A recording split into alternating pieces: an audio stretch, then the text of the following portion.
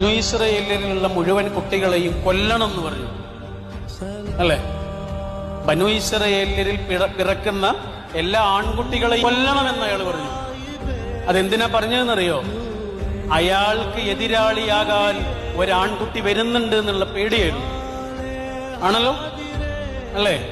അയാൾക്ക് ഭീഷണിയാകാൻ ഒരാൺകുട്ടി വരാനുണ്ട് എന്നുള്ളത് കൊണ്ട് ബനു ഇസ്രായേലിലെ മുഴുവൻ ആൺകുട്ടികളെയും കൊല്ലണമെന്ന് അയാൾ കൽപ്പിച്ചു. പക്ഷേ അയാൾ ഏതൊരാൺകുട്ടിയെയാണോ പേടിച്ചത്, ആ ആൺകുട്ടിയെ ഇതേ ഫറോവയുടെ കിടപ്പുമുറിയിൽ കിടത്തിയുറക്കിയവന്റെ പേരാണ് പടച്ചോൻ. അതാണ് പടച്ചോൻ.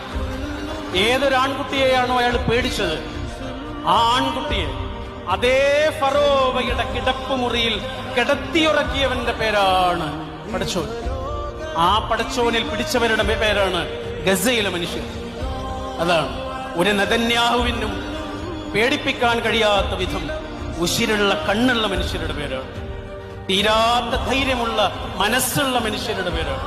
പറിച്ചെറിഞ്ഞവരുടെ മുന്നിൽ തഴച്ചു വളരുന്ന കാട്ടുചെടി പോലെയുള്ള മനുഷ്യന്മാരാണ്.